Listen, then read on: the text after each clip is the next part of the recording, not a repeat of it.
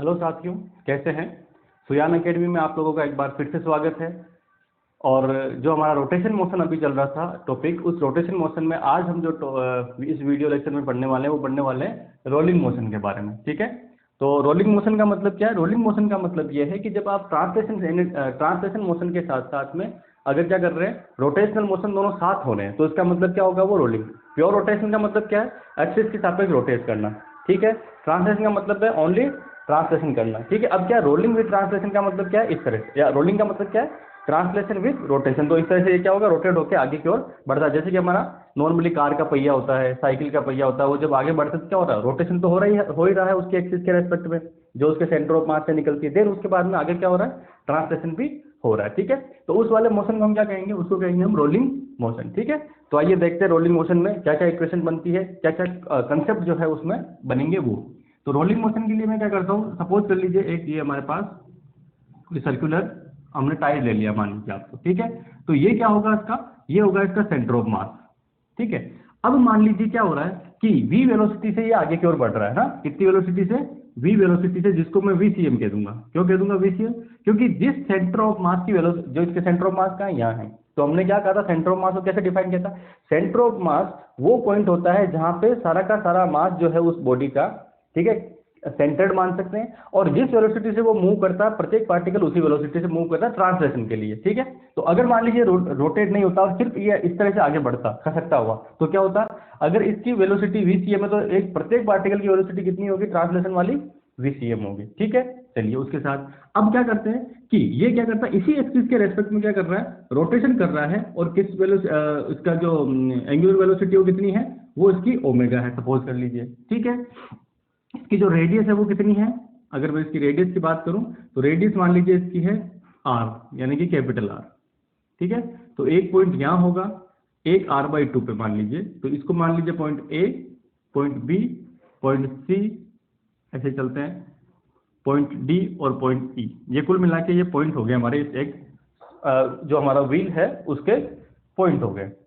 ये क्यों नहीं है उसकी मैं बात अभी करता हूं। तो आप देखिए कि हर एक पॉइंट किससे? Translation energy, translation velocity vcm है, उससे तो मूव करेगा ही करेगा। किस तरफ?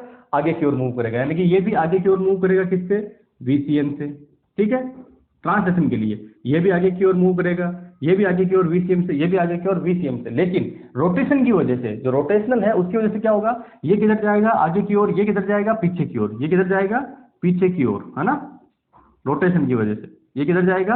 पीछे की ओर। ट्रांसलेशन किधर ले जाना चाह रहा है? आगे की ओर। रोटेशन किधर ले जा रहा है? पीछे की ओर। इसमें क्या हो रहा है? ट्रांसलेशन और रोटेशन दोनों किधर जा रहे हैं? आगे की ओर। इसमें ट्रांसलेशन रोटेशन दोनों किधर जा रहे हैं? आगे की ओर। मान लीजिए टायर जो है ये अगर घूमता है इस तरह से, है ना, अगर घूमता है तो क्या हो रहा है? अगर ये आगे घूमता है तो घूमने से क्या होगा? ये vcm तो इसको आगे ले जा रहा ही है, ये ऐसे घूमेगा तो इसका मतलब ये पॉइंट आगे आएगा, ये पॉइंट आगे आएगा, यानी कि सेंटर ऑफ मास के ऊपर के जितने पॉइंट है वो किधर आएंगे? आगे। सेंटर ऑफ मास के नीचे के पॉइंट किधर है? वो जा रहे हैं पीछे। ठीक है, ये हमारा क्या हुआ? एक नॉर्मल डायग्राम हुआ, उसकी हम बात कर रहे हैं। ठीक है, मैंने दो पॉइंट जो लिए वो लिए, एक तो लिया r डिस्टेंस पे, यानी कि ये डिस्टेंस कितनी है यहाँ से r की, और ये कितनी है? r/2 पे। सिमिलरली इधर ये e पॉइंट r पे है, d पॉइंट क्या पे है? r/2 पे है। ठीक है, इस वाले की हम बात करते हैं। ठीक है, चलिए, तो अगर मुझे इनकी वेलोसिटी फाइंड आउट करनी है फाइनल, तो फाइनल वेलोसिटी किससे फाइंड आउट करूंगा? क्योंकि यहाँ पे क्या हो रहा है? रोलिंग का मतलब क्या होता है? पहले तो आप ये लिख लीजिए कि रोलिंग का मतलब होता है ट्रांसलेशन प्लस कौन सा होगा? रोटेशन। इन दोनों का मोशन दोनों मोशन अगर साथ में हो रहे तो उसे हम क्या बोलते हैं? रोलिंग मोशन बोलते हैं। ठीक है, तो रोलिंग मोशन की वजह से जो टोटल वेलोसिटी अगर मैं निकालूंगा तो वो क्या हो जाएगी? वो हो जाएगी vcm, क्योंकि ट्रांसलेशन कौन सा? जो vcm, यानी कि सेंटर ऑफ मास जिस वेलोसिटी से मूव करेगा प्रत्येक पार्टिकल क्या होता है? ट्रांसलेशन में उसी वेलोसिटी से मूव करता है। तो vcm प्लस ये कितना हो जाएगा? Omega cross R. रोटेशन की वजह से वेलोसिटी कितनी होती है? ओमेगा क्रॉस आर वेलोसिटी होती है। ठीक है, तो जब इसको आगे सोल्व करते हैं हम लोग, तो मैं सिंपली अगर मान लीजिए, क्योंकि यहाँ पे क्या है? ओमेगा और आर एक दूसरे क्या है? परपेंडिकुलर है। जो परपेंडिकुलर है तो क्या कर सकते हैं इसके अंदर कि इसको सिंपली लिख सकते हैं v equal to vcm plus omega R लिख सकते हैं। ठीक है, vcm प्लस ओमेगा आर, ये डायरेक्शन हम शो कर देंगे इसके अकॉर्डिंग। ठीक है, तो ये मेरे पास क्या हो जाएगी? इक्वेशन यहाँ से लिख सकता हूँ, क्योंकि क्या है इस केस में ओमेगा परपेंडिकुलर किसके है? आर के परपेंडिकुलर है। ठीक है, चलिए, तो अब इसको आगे सोल्व करते हैं। आगे सोल्व करने के लिए क्या करें? चलिए इसको भी ऐसे लिख देते हैं। तो इसको यही रहने दो, क्योंकि वो तो हम आगे कर ही लेंगे, कोई क्वेश्चन वाली बात नहीं है। साइन थीटा वगैरह लेके उसको करने की जरूरत नहीं है, आप नॉर्मल कर लेंगे इसमें। तो देखते हैं पॉइंट ए के लिए। अगर मैं वेलोसिटी निकालता हूं, क्योंकि ये बड़ा इंपॉर्टेंट है, क्वेश्चन पूछा हुआ है, इसलिए मैं क्वेश्चन वापस ले रहा हूं आपके सामने कि पॉइंट ए किस वेलोसिटी से मूव करेगा, पॉइंट ई की वेलोसिटी कितनी होगी, ये सब पूछे हुए हैं ना, इस हिसाब से मैं इस क्वेश्चन को करा रहा हूँ। तो पॉइंट ए की वेलोसिटी अगर मैं देखूँ तो वो क्या होगी, VCM। ठीक है, उसके बाद अब क्योंकि VCM भी इधर है और ये भी ओमेगा आर भी इधर है, तो क्या हो गया, VCM equal to omega R. और देखिए क्योंकि ओमेगा आर जो होगा वो किसके बराबर होगा, VCM के बराबर ही होगा।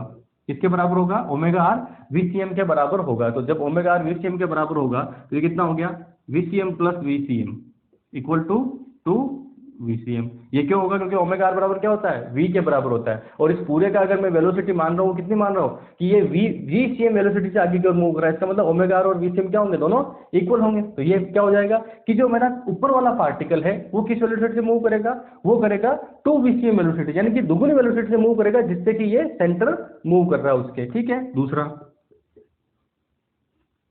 बी कितना हो जाएगा, ये हो जाएगा VCM plus omega R by two, क्योंकि यहाँ से डिस्टेंस कितनी है इसकी, यहाँ से डिस्टेंस है r बाई टू, तो ओमेगा आर फिर से किसके बराबर हुआ, VCM के, तो कितना हो जाएगा VCM plus VCM by two, है ना, VCM plus VCM by two, तो कितना हो गया 3 VCM by two.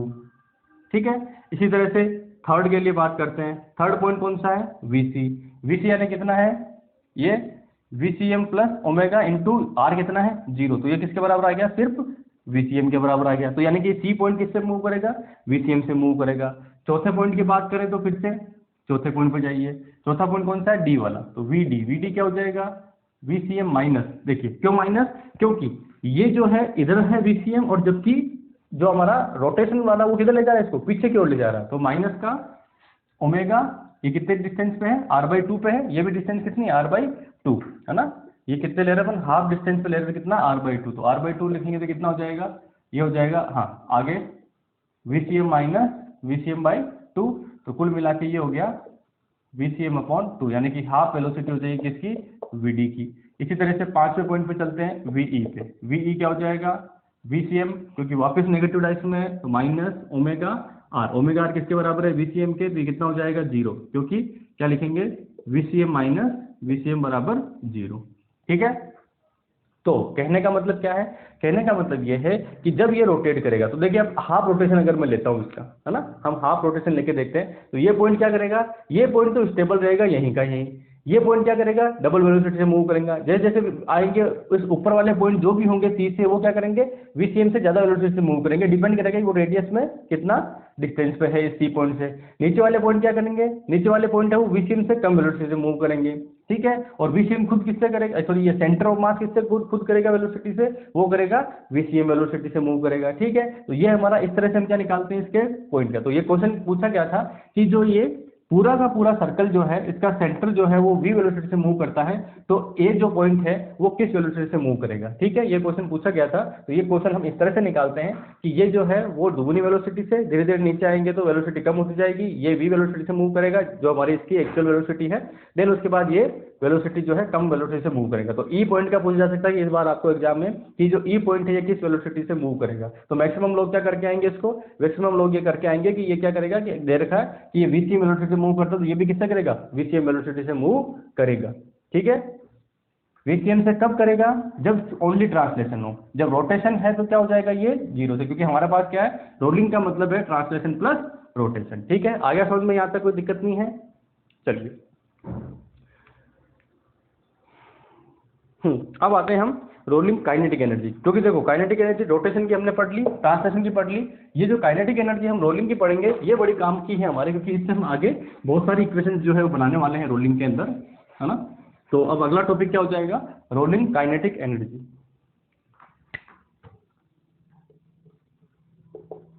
Rolling kinetic energy यानी कि गतिज ऊर्जा। ठीक है, तो जो टोटल काइनेटिक एनर्जी होगी, ठीक है, काइनेटिक एनर्जी जो टोटल होगी, वो टोटल काइनेटिक एनर्जी क्या हो जाएगी, टोटल जो काइनेटिक एनर्जी हो जाएगी वो हो जाएगी हमारे पास, क्योंकि ट्रांसलेशन हो रहा है, तो काइनेटिक एनर्जी कौन सी, ट्रांसलेशन की, प्लस काइनेटिक एनर्जी कौन सी, रोटेशन की, दो एनर्जियां होंगी।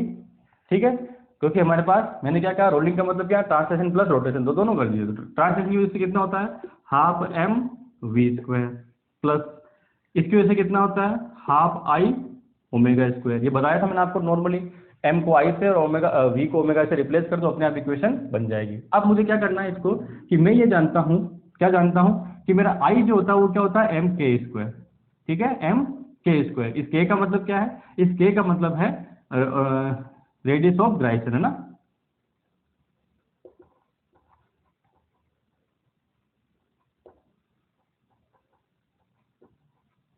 रेडियस ऑफ ग्राइसन, है ना। तो रेडियस ऑफ ग्राइसन हो गया, यानी कि घूर्णन त्रिज्या हो गई। तो घूर्णन त्रिज्या हो गई तो इससे हम डायरेक्टली इसको क्या रख सकते हैं, रिप्लेस कर सकते हैं।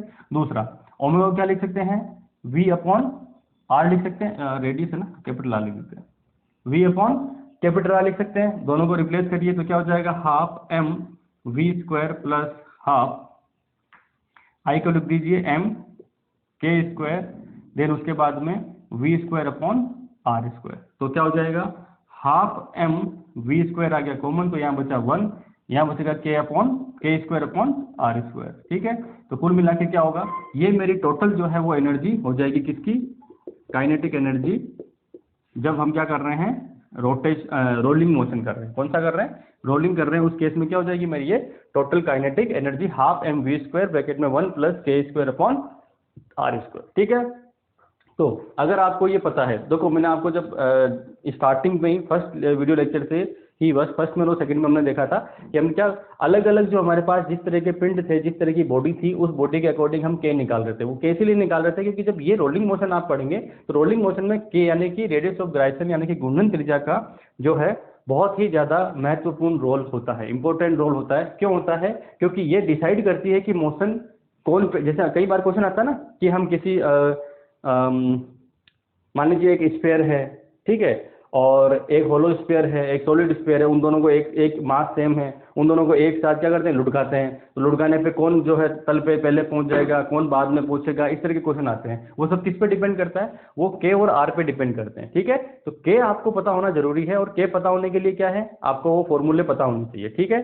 और वो मैंने आपको बता दिए थे कैसे निकालते हैं ना, क्योंकि आप क्या करोगे, जो भी आपका मोमेंट ऑफ इनर्शिया है उस मोमेंट ऑफ इनर्शिया को m के स्क्वायर के बराबर रख दो, वहां से k की आपको वैल्यू मिल जाएगी, ठीक है। तो ये आ गया समझ में। तो जो रोलिंग मोशन होगा उसके अंदर जो काइनेटिक एनर्जी होगी वो हमेशा कौन सी लेनी है, ये वाली। तो आपको कई बार क्वेश्चन ऐसे सोल्व करवाएंगे, है ना, एग्जाम के अंदर, कि उसके अंदर आपको रोलिंग किया गया है और वो काइनेटिक एनर्जी और पोटेंशियल एनर्जी के डिफरेंस क्या कह सकते हैं कि उन दोनों को इक्वेट करके और इक्वेशन सोल्व करनी पड़ेगी, है ना। हो सकता है कि आपको डायरेक्ट नहीं पूछे, वो भी आप आगे अपन करेंगे, ठीक है। फॉर्मूले पर नहीं पूछ के कुछ इक्वेशन बना के वो दे दें, या बनाने को आपको कह दे, तो आपको क्या करना है, जब रोलिंग वाला केस हो रहा तो काइनेटिक एनर्जी यही लेनी है, आपको ये दिमाग में रखना है, ठीक है। तो उसके अंदर ये दोनों जो है वो मिलके क्या बनती है, एनर्जी बनती है, ठीक है। चलिए, तो अब मैं इस रोलिंग मोशन के अंदर कि अभी तक हमने क्या देखा था, नत तल समतल जो है हमारा ना, इंक्लाइन प्लेन है, उस इंक्लाइन प्लेन के ऊपर से अगर हम किसी भी पिंड को स्लाइड करते हैं ना, तो किसी भी बॉडी को जो स्लाइड करते हैं तो उसकी इक्वेशन बनाई थी हमने, ठीक है। क्या इक्वेशन बनाई थी, अगर हाइट h है तो उसकी वो जब नीचे आएगा, ठीक है ना, तो नीचे आएगा तो उसकी कितनी वेलोसिटी हो जाएगी, उसका एक्सेलरेशन कितना होगा, ठीक है। देन उसके बाद में अगर हम बात करें तो क्या था उसके अंदर, हाँ, उसको टाइम कितना लगेगा, ये बहुत सारी चीजें ऐसी थी। तो वही इक्वेशन अगर मान लीजिए रोलिंग के साथ हो रही है, रोलिंग का मतलब क्या है कि वो अगर रोल करते हुए नीचे आ रहा है, उस केस में उसकी इक्वेशन क्या बनेगी, क्योंकि वो हमारे लिए बड़ी इंपॉर्टेंट रहती है। और वो मैंने देखा है कि कई एग्जाम के अंदर जो है एक्सेलरेशन जो है वो डायरेक्टली पूछा गया हुआ है, ठीक है। एक्सेलरेशन जो है g sin theta upon root में 1 plus k square upon r square ऐसे करके इक्वेशन बनती है, तो वो डायरेक्टली वहां पे पूछा गया है, ठीक है। तो उसकी हम बात करते हैं, चलिए।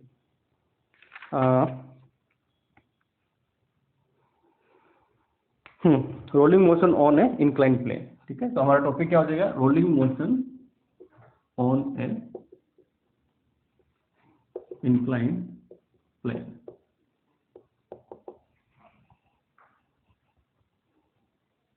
इंक्लाइंड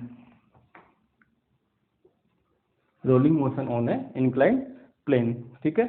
चलिए, तो इंक्लाइन प्लेन के ऊपर रोलिंग मोशन, तो डायग्राम बना लेते हैं। हमारा डायग्राम क्या होगा, ये हमारा इंक्लाइन प्लेन हो गया, ठीक है। एंगल कितना है, थीटा।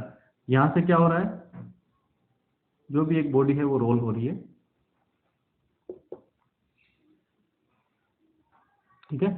ये हाइट जो है यहां से यहां तक की कितनी है, हाइट जो है वो मेरी h है, ठीक है।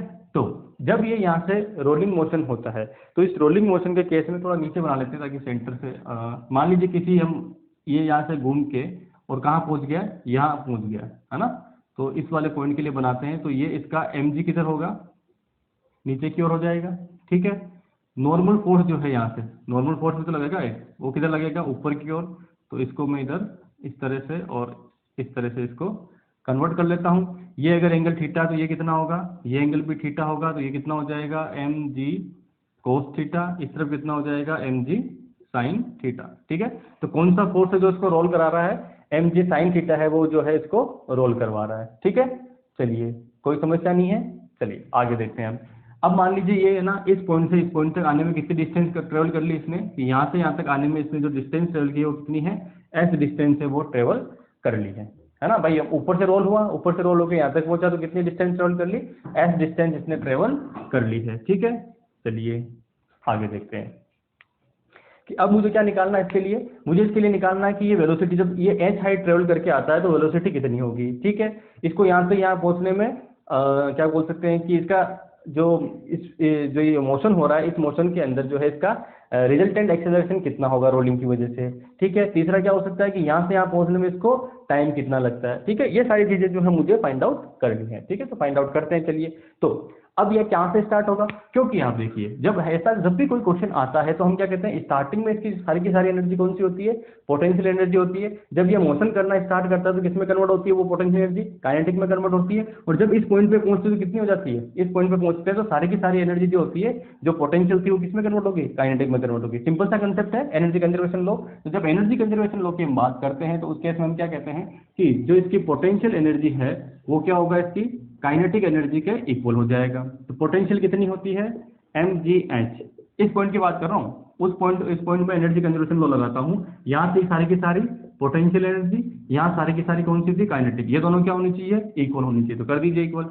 यहाँ पहुंचेगा तो क्या हो जाएगा, half m v square plus half i omega square. इस इक्वेशन को सोल्व करके हम लास्ट में वैल्यू प्राप्त करते हैं तो क्या मिलता है, 1 प्लस के स्क्वायर अपॉन आर स्क्वायर, ठीक है। इधर क्या बन रहा है, mgh। तो m से m क्या हो गया, कैंसिल। तो v स्क्वायर अगर मैं फाइंड आउट करूंगा तो कितना हो जाएगा, 2gh 1 प्लस के स्क्वायर अपॉन आर स्क्वायर, ठीक है। तो v इक्वल टू कितना हो गया, v इक्वल टू हो जाएगा रूट में 2gh 1 प्लस के स्क्वायर अपॉन आर स्क्वायर, ठीक है। तो ये क्या हुई, ये हुई मेरी वेलोसिटी। जब क्या करता है ये एच हाइट, ठीक है, क्या करता है, एच हाइट जो है वो क्रॉस करता है, या एच हाइट जो है वो ट्रेवल करता है तब, है ना, या एच हाइट से नीचे की ओर ट्रेवल करता है, उस केस में कितनी हो जाएगी, रूट 2gh अपॉन 1 प्लस के स्क्वायर अपॉन आर स्क्वायर। तो यहाँ पे इंपॉर्टेंट रोल कौन कर रहा था, वो कर रहा है के स्क्वायर। तो देखो किस तरह से रोटेशन हो रहा है उस पर डिपेंड कर, किस तरह से रोटेशन हो रहा है और किस बॉडी का रोटेशन हो रहा है उस पर डिपेंड करता है के, है ना। तो ये चीज दिमाग में रखना कि के जो है वो हमारे लिए बड़ा इंपॉर्टेंट रोल यहाँ प्ले करता है, ठीक है। तो के जो है उसे हमें दिमाग में रख के ही क्वेश्चन सोल्व करना है। जब भी इस पे कोई क्वेश्चन पूछा जाएगा तो सबसे पहले आपको के पे ध्यान देना कि के कितना होगा उसका, ठीक है। उसके बाद वो सारी चीजें बड़ी सिंपल सी हो जाएंगी, ठीक है। तो ये क्या आ गई, इसकी हमारे पास v का फॉर्मूला क्या बन गया, ये वाला। इसमें मैं थोड़ा सा और मॉडिफिकेशन क्या कर सकता हूँ कि मुझे मान लीजिए h नहीं और s की फॉर्म में निकालना है। तो s की फॉर्म में निकालना तो क्या बनेगा, इस तरह से एक ट्राइंगल बनेगा, ठीक है। ये मेरा h हो गया। ये जो डिस्टेंस यहाँ से ट्रेवल कर रहे हैं वो कौन सी है, s है। मान लीजिए ये गिवन है, उस केस में क्या होगा, ये मुझे क्या दे रखा है, थीटा। तो ये क्या है मेरा हाइपोटेनियस, ये क्या है परपेंडिकुलर। तो परपेंडिकुलर हाइपोटेनियस में रिलेशन कौन देता है, साइन थीटा, ठीक है। तो साइन थीटा इक्वल टू क्या होता है, परपेंडिकुलर यानी कि h अपॉन हाइपोटेनियस s। तो h बराबर कितना हो गया, s साइन थीटा हो गया, ठीक है। तो मैं इसको और मॉडिफाई करके क्या लिख सकता हूँ, यहीं पे अगर लिखना चाहूँ तो इक्वल करके हम कर देंगे 2gs साइन थीटा। तो ये डिपेंड करेगा कि आपको गिवन क्या है, क्वेश्चन में जो गिवन है उसके अकॉर्डिंग हमने क्या किया, इक्वेशन को मॉडिफाई कर लिया है, ठीक है। तो ये मेरी क्या होगी, वेलोसिटी। अगर हाइट दे रखी है तो ये हो जाएगा, और अगर मान लीजिए आपको ये डिस्टेंस दे रखी है कि इतनी ट्रेवल करके आता है तो क्या हो जाएगा, इस वाले इक्वेशन से सोल्व हो जाएगा, ठीक है। कोई प्रॉब्लम नहीं है यहाँ तक। अब नेक्स्ट क्या है, नेक्स्ट मुझे चलना है किसके अंदर, मुझे जाना है एक्सेलरेशन फाइंड आउट करना है कि इस बॉडी के लिए ये जो आ रही है इसका एक्सेलरेशन कितना होगा। तो कितना होगा, तो देखिए यहाँ पे इसकी वेलोसिटी कितनी है, इनिशियल u इक्वल टू 0 है, v जो हमने इस इक्वेशन से फाइंड आउट की है, ठीक है, कितनी हो जाएगी 2gs साइन थीटा, इसकी फॉर्म में निकाल लेते हैं, डिवाइडेड बाय 1 प्लस के स्क्वायर और आर स्क्वायर √5 यानी कि रूट।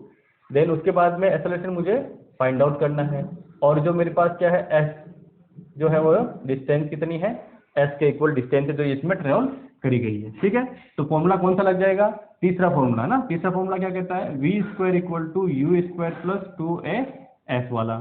तो इसके अकॉर्डिंग क्या हो जाएगा कि हमारे पास v² हो जाएगा 2gs sin theta divided by 1 + k² r², root से ये स्क्वायर होगा तो कैंसिल आउट हो जाएगा, इक्वल टू 2as। तो इस s से ये s कैंसिल, इस 2 से ये 2 कैंसिल, तो एक्सेलरेशन इक्वल टू कितना आ गया, g sin theta upon 1 + k² r²। ठीक है, मिल गई इक्वेशन। तो जो एक्सेलरेशन होगा वो क्या होगा, g sin theta upon 1 + k² r²। ठीक है, अब क्वेश्चन यहाँ से पूछेगा, यहाँ से क्या क्वेश्चन बन सकता है कि एक होलो स्फीयर और एक सॉलिड स्फीयर नीचे की ओर मूव करते हैं, जिनका मास इक्वल है, जिनकी रेडियस इक्वल है। अब बताइए कि इस पॉइंट पे पहुंचेंगे तो वेलोसिटी किसकी ज्यादा होगी, तो सीधा सीधा आपको किस पे जाना है, k² r² पे जाना, कि k² होलो स्फीयर के लिए कितना आता है और उसके लिए कितना आता है, जिसके लिए इसकी वैल्यू ज्यादा आएगी उसके लिए वेलोसिटी क्या हो जाएगी, कम हो जाएगी।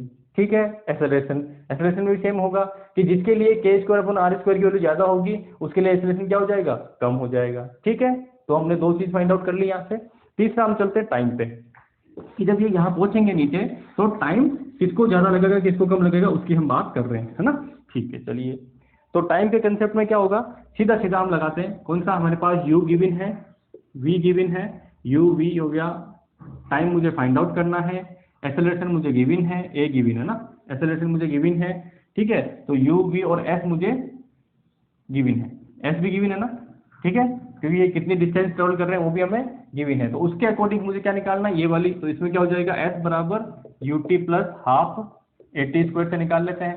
u कितना है, क्योंकि 0 है ना, u कितना है, 0 है, तो उसको क्या कर सकते हैं, एलिमिनेट। तो s बराबर कितना हो गया, ½ at²। ठीक है, तो s बराबर सॉरी, s बराबर हो गया ½ at²। मुझे क्या चाहिए, t², तो t² बराबर कितना हो गया, 2s अपॉन a हो गया। ठीक है, 2s अपॉन a की वैल्यू वहां रख देंगे, तो 2s अपॉन a निकालिए, कितनी वैल्यू है की, तो ये ऊपर चला जाएगा, नीचे तो आ जाएगा आपके पास g sin थीटा, नीचे क्या आ गया, g sin थीटा, और ऊपर क्या हो जाएगा 1 + k² r²। ठीक है, पूरा का पूरा रूट है ना, तो ये पूरे के पूरे में क्या लगा देते हैं, रूट लगा देते हैं, ये मेरे पास क्या हो जाएगा, t हो जाएगा।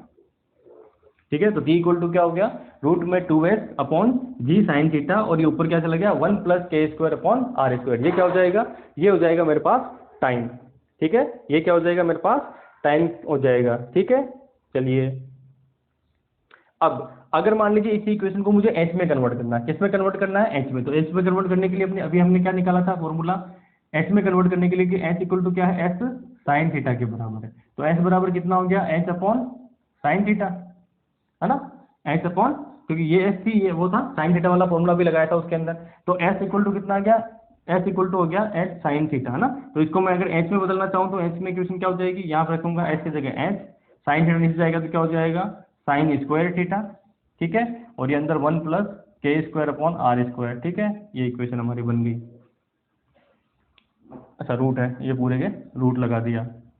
अब साइन थीटा को बाहर ले सकते हैं तो क्या हो जाएगा, स्क्वायर यहाँ से हट जाएगा, वो इक्वेशन आगे सोल्व कर सकते हो। तो हमने s में इक्वेशन निकाल ली और h में इक्वेशन निकाल ली। ठीक है, g ना तो h पे डिपेंड कर रहा है ना s पे डिपेंड कर रहा है, तो उसको कोई प्रॉब्लम नहीं है, यही इसका फॉर्मूला हो जाएगा। ठीक है, तो ये वाला जो है एक्सेलरेशन, ये बहुत सारे एग्जाम्स में मैंने देखा है, ये डायरेक्टली पूछा गया है कि जब रोलिंग मोशन हो रहा है ऊपर से नीचे की ओर तो एक्सेलरेशन कितना होगा वो बताइए। तो ये आपको g sin थीटा कर देंगे, g tan थीटा कर देंगे, cos थीटा कर देंगे, r/k कर देंगे, k² r कर देंगे, इस तरह से कुछ आपको ऑप्शन में दे देंगे और आपको ये फाइंड आउट करना होता है। ठीक है, चलिए, तो कुल मिला के हमने टाइम निकाल लिया, ये सारी चीजें फाइंड आउट कर ली है। चलिए, नेक्स्ट क्या हो सकता है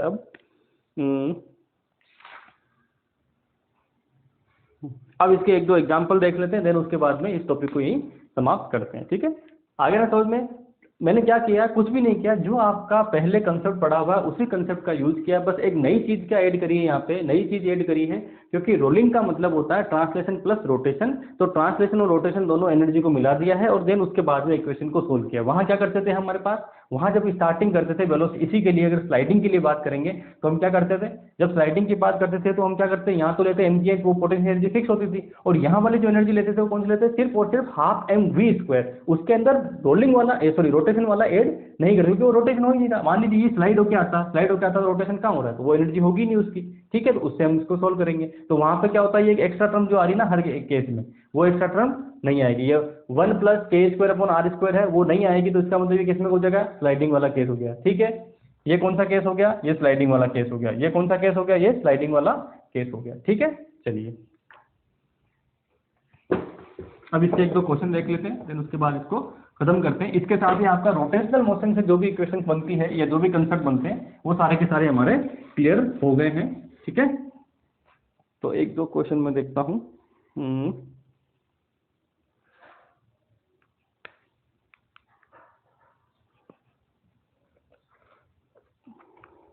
देखिए ये क्वेश्चन है, देखिए ए थिन होलो सिलेंडर, इसका फर्स्ट है ना, slide without rotation with speed v। जब वो रोटेशन के बिना अगर हो रहा है विद स्पीड v, ठीक है, पहला। दूसरा है roll with the same speed without slipping, है ना, विदाउट स्लिपिंग यानी कि वो बिना स्लाइड किए हुए नीचे की ओर हो रहा है, यानी कि रोटेट कर रहा है, ठीक है। Find the ratio of kinetic energy in the two cases, दो केसेस है हमारे पास, ठीक है। क्या है, थिन होलो सिलेंडर है ना, कौन सा है, थिन होलो सिलेंडर, ये ध्यान रखना क्योंकि ये बड़ा काम की चीज है। थिन होलो सिलेंडर है, वो क्या कर रहा है, पहले केस में तो v वेलोसिटी से, ये फर्स्ट केस में तो क्या कर रहा है, ये इसकी रेडियस r दे रखी है क्या, हाँ नहीं भी दे रखी तो कोई प्रॉब्लम वाली बात नहीं है। पहले कह रहा है कि स्लाइड यानी कि स्लाइड कर रहा है विदाउट रोलिंग, यानी कि रोल नहीं कर रहा है, ये क्या कर रहा है, सिर्फ और सिर्फ इस तरफ स्लाइड कर रहा है, तो इसकी काइनेटिक एनर्जी कितनी होगी, ठीक है। दूसरा केस क्या कह रहा है कि roll with the same speed, यानी कि उसी स्पीड से क्या कर रहा है, रोल भी कर रहा है उसके साथ साथ, मोशन के साथ साथ ट्रांसलेशन के, उस केस में काइनेटिक एनर्जी, दोनों का क्या लेना है हमें, रेशियो लेना है, ठीक है, दोनों का रेशियो लेना। तो फर्स्ट केस की बात करते हैं। फर्स्ट केस कौन कौन सा है, विदाउट रोलिंग, ठीक है। विदाउट रोलिंग में क्या होगा, तो टोटल एनर्जी होगी काइनेटिक एनर्जी, ठीक है, फर्स्ट केस की वो कितनी होगी, वो होगी ओनली ट्रांसलेशन, पहले केस में क्या होगी, क्योंकि सिर्फ और सिर्फ क्या कर रहा है, स्लाइड कर रहा है, तो ट्रांसलेशन की कितनी होती है, हाफ एम वी स्क्वायर, ठीक है। मान लीजिए इसका मास कितना है, m है, तो कितना हो गया, हाफ एम वी स्क्वायर, ठीक है। दूसरा केस क्या है, विद रोलिंग वाला, ये अब आपके पास क्या हो रही है, रोलिंग भी हो रहा है, ठीक है। तो रोलिंग हो रहा तो काइनेटिक एनर्जी कितनी हो जाएगी, काइनेटिक एनर्जी हो जाएगी मेरे पास सीधी सीधी क्या निकाली थी हमने, वही हाफ एम वी स्क्वायर, क्या कर लीजिए, कॉमन ले लीजिए, फिर 1 + k²/r², ठीक है। क्या ले लेंगे, k²/r²। अब आप मुझे बताइए, होलो सिलेंडर जो है, उस होलो सिलेंडर के सेंटर में से अगर कोई निकल रही है, मान लीजिए यही है हमारे पास, है ना, ये होलो सिलेंडर है, ठीक है, और थिन होलो सिलेंडर है, तो उसका मतलब ये कौन सा केस हुआ, उसके सेंटर में से अगर निकली रिंग, उसको काटेंगे तो कौन सा बनेगा, रिंग बनेगा। देखो रटने की जरूरत नहीं, आप अपने आप सोल्व कर पाओगे। जब उसको इस तरह से काटेंगे तो क्या बनेगी, रिंग। तो रिंग के सेंटर में से जाने वाली एक्सिस के रेस्पेक्ट में क्या होता है, मोमेंट ऑफ इनर्शिया I बराबर वो होता है mr²। रिंग का कितना होता है, mr², ठीक है। तो यहाँ से इसको किसके बराबर रखेंगे, m(k²) के, ठीक है। तो m से m कैंसिल आउट हो जाएगा, तो k बराबर किसके आ गया, r के, k बराबर किसके आया, r के बराबर आया। तो यहाँ रख लीजिए वैल्यू, तो half M V square plus क्या होगा, ये एक दूसरे से कैंसिल आउट, बचेगा क्या, 1 बचेगा, तो कितना होगा 2 से कैंसिल आउट होकर कितना बन जाएगा, mv²। तो अब आप देखिए, ये मेरा फर्स्ट केस है, ये सेकंड केस है। इन्होंने क्या पूछा है, रेशियो किस किस का पूछा है, तो रेशियो पूछा है हमें slide without slide upon slide का, ठीक है। तो रेशियो मुझे निकालना, तो रेशियो क्या हो जाएगा, kinetic energy first divided by kinetic energy second, ठीक है। तो कितना हो जाएगा, काइनेटिक एनर्जी फर्स्ट कितना आ रहा है, हाफ एम वी स्क्वायर, ये कितना आ रहा है mv², कैंसिल आउट हो गया तो क्या हो गया 1/2, तो कुल मिला के 1:2 क्या आ जाएगा, इसका आंसर हो जाएगा। कोई समस्या है क्या, है ना, क्या था इसमें, कोई प्रॉब्लम नहीं है। जब इसकी बात करते हैं तो हमें क्या चाहिए, सिर्फ और सिर्फ k चाहिए, तो आपका सारी की सारी चीजें क्या हो जाएगी, आसानी से सोल्व हो जाएगी, ठीक है। तो k चाहिए, तो k कितना होगा, तो हमें निकालना पड़ेगा कि ये रोटेशन किस तरह से हो रहा है, ठीक है। क्या निकालना पड़ेगा, रोटेशन किस तरह से हो रहा है, सिलेंडर का जो रोटेशन है वो कैसे हो रहा है, थिन सिलेंडर का इस तरह से रोटेशन हो रहा है, ठीक है। तो इसका मतलब एक्सिस ऑफ रोटेशन कौन सी है, जो इसके सेंटर में से जा रही है, तो सेंटर में से जा रही है, उसका मतलब क्या निकालेंगे, अभी मैंने ऐसा क्यों बनाया क्योंकि आपको सामने से ये वाला पोर्शन दिख रहा है, क्योंकि रोटेशन कैसे हो रहा है, ऐसे हो रहा है, रोटेशन ऐसे नहीं हो रहा है, रोटेशन ऐसे हो रहा है, ठीक है, इस तरह से रोटेशन आगे हो रहा है। अगर मान लीजिए ये रोटेशन इस एक्सिस में ऐसे तरह से होता तो हम क्या लेते हैं, इसके लिए मोमेंट ऑफ इनर्शिया निकालते। अभी रोटेशन कैसे हो रहा है, इस सेंटर वाली एक्सिस से हो रहा है इस तरह से, तो इसका रोटेशन निकालने के लिए जब इसको काटेंगे तो क्या बनेगी, रिंग बनेगी। रिंग के लिए कितना होता है, तो हाफ mr² होता है, उसको हमने सोल्व करके आंसर निकाल दिया, ठीक है। और याद तो अच्छी बात है, मैं तो हमेशा क्या निकाल, मैं सिर्फ एक दो चीज याद करता हूँ, देन उसके बाद सब उससे फाइंड आउट कर लेता हूँ, है ना, उसको कनेक्ट करके। तो ये मेरा क्या हो गया, आंसर हो गया यहाँ से, ठीक है। आगे समझ में। नेक्स्ट क्वेश्चन देखते हैं।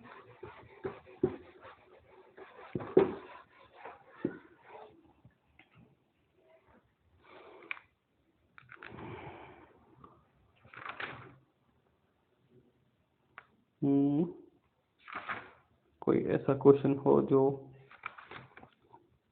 कुछ मजेदार हो। सिंपल सिंपल क्वेश्चन होते हैं वैसे तो इसके, मजेदार वाले कोई ऐसा कुछ है नहीं केस, क्योंकि अगर आपने ये सिंपल सा चीज समझ ली है तो इन उसके बाद में ऐसी कोई चीज बचती नहीं है जो आपको कंसेप्ट है वो उससे नहीं हो। हाँ सिंपल सा ही क्वेश्चन है वैसे तो। अगला ही क्वेश्चन ले लेते हैं, चलिए देख लेता हूँ मैं इसके अंदर क्या पूछा है। Sphere of without sliding centre of mass is constant velocity V note the mass of sphere is atom of the sphere the upward point.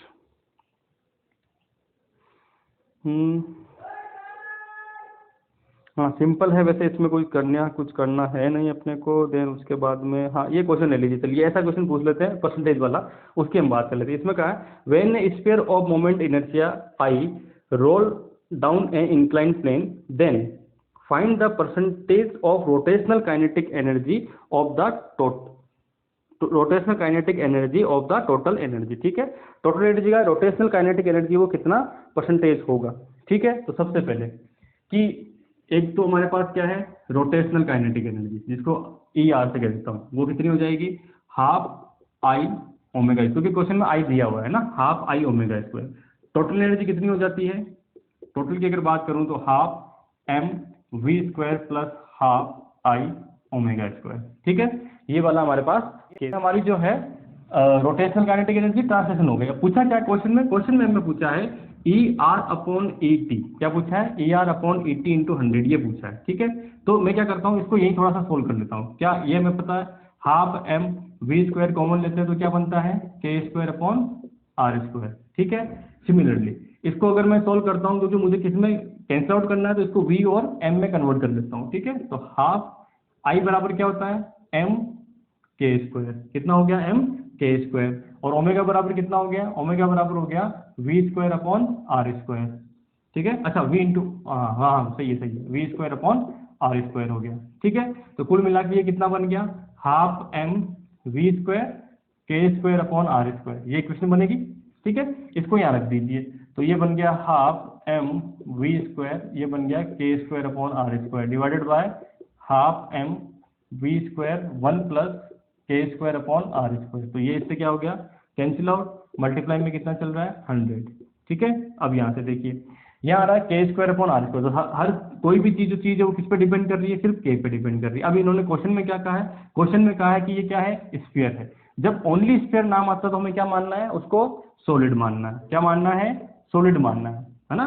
तो सॉलिड स्फीयर के लिए आई कितना होता है, moment of inertia solid sphere के लिए कितना होता है, वो होता है ज्यादा वाला। तो ज्यादा वाला कौन सा आता है, 2/5 mr², बताया था ना। एक कितना आता है, 2/3, और एक कितना आता है, 2/5, है ना। तो नहीं ज्यादा वाला नहीं, कम वाला सॉरी, है ना। एक कितना आता है 2/3 और एक कितना आता है 2/5। तो सॉलिड स्फीयर इसका मतलब क्या है, एक्सिस के पास में मास ज्यादा है, तो एक्सिस के पास में ज्यादा, इसका मतलब मोमेंट ऑफ इनर्शिया क्या आना चाहिए, कम आना चाहिए। तो 2/5 और 2/3 में से कम कौन सा है, 2/5 का, में तो ये इसका क्या हो जाएगा, मोमेंट ऑफ इनर्शिया हो जाएगा, ठीक है। यहाँ से क्या निकालना है मुझे, K निकालना है, तो M/K² कर दीजिए, तो 2/5 mr², ये कैंसिल आउट, तो K बराबर कितना हो गया, √2, या K² बराबर कितना हो जाएगा, या सीधा ही निकाल लीजिए, K²/R² चाहिए ना अपने को, कितना हो गया, 2/5 हो गया, ठीक है। तो K²/R² की जगह क्या लिख दीजिए, ये 2/5, तो ये ऊपर हो गया 2/5 प्लस 1 2/5 इंटू 100, ठीक है। तो इसको सोल्व करोगे तो ये जाएगा 2/7 इंटू 100। जब इसको सोल्व करते हैं तो 2 में 7 का भाग देंगे तो ये करीब करीब 28.6, कितना आ जाएगा, 28.6 जो है वो परसेंटेज में आंसर आपको मिल जाएगा, ठीक है। तो इस तरह के जब आप क्वेश्चन करें तो एक चीज को ध्यान रखें, क्या ध्यान रखें कि हमेशा जो इक्वेशन है वो k² में बनेगी, और k फाइंड आउट करना बड़ा इंपॉर्टेंट है ना। ये इक्वेशन बनाना इंपॉर्टेंट नहीं है तो आप आराम से बना लोगे। k कितना होगा, मेरे पास कौन सा पिंड दे रखा है, किस तरह से रोलिंग हो रहा है, उस पर ये सारी चीजें डिपेंड करती है। ठीक है, तो मेरी तरफ से मैंने आपको लगभग सारे कंसेप्ट जितने भी बन सकते हैं सीनियर सेकेंडरी प्लस इसके अंदर से, एक बार मैं BSc देख लेता हूँ कुछ छूटा तो नहीं है, तो वो सारे कंसेप्ट करीब करीब क्लियर हो चुके हैं। ठीक है,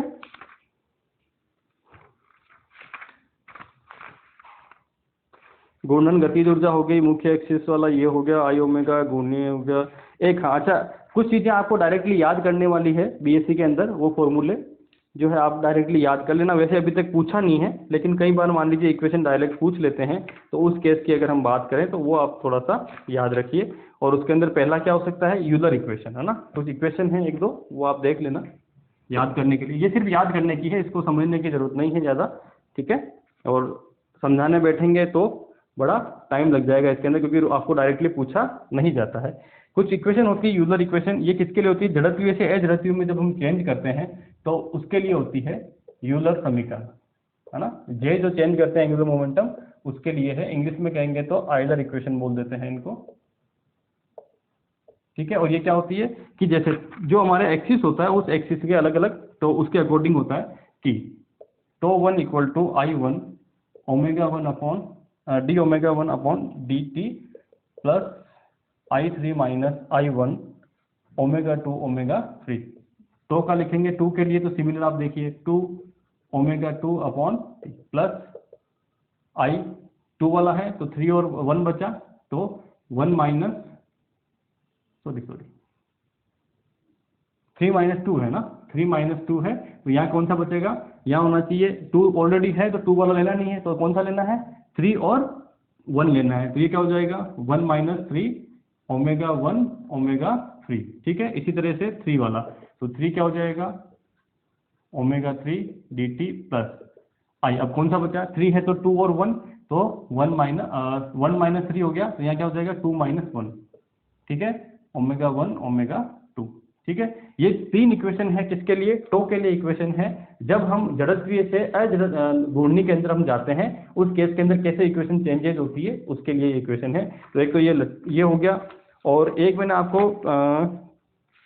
बस यही है मेनली, बाकी तो जो भी है आपके पास जड़त्वागुण वगैरह ये सारे के सारे मैंने आपको लिखवा दिए थे, इसमें कुछ बचता नहीं है। ठीक है, तो कुल मिला के अपना जो चैप्टर है वो यही कंप्लीट होता है। BSc के अंदर से जो है जड़त्वीय जो नियतांक है वो इंपॉर्टेंट था, और देन उसके बाद में यूलर इक्वेशन अभी तक ये पूछी नहीं गई है किसी एग्जाम में, और पूछेंगे तो सीधी सीधी आपको इक्वेशन पूछेंगे कौन सी सही है, तो आप इसको क्या करें याद कर ले में, सिंपल सा है। जब τ1 है तो I ओमेगा, ये हमने पढ़ाई था पहले, इसमें एडिशन क्या होगा, ये वाली चीज ऐड हो रही है। ठीक है, ये कब हो रही है, जब हम एक जो हमारे पास ऑलरेडी जड़त्वीय यानी कि इनर्शियल फ्रेम है, उस इनर्शियल फ्रेम से हम किस में जा रहे हैं, इनर्शियल और घूर्णी के बीच में, इनर्शियल और रोटेशन फ्रेम के बीच में अगर रिलेशन फाइंड आउट करते हैं तो ये इक्वेशन बनती है। ठीक है, तो ये इक्वेशन आप जो है वो याद कर लें। ठीक है, थैंक यू वेरी मच।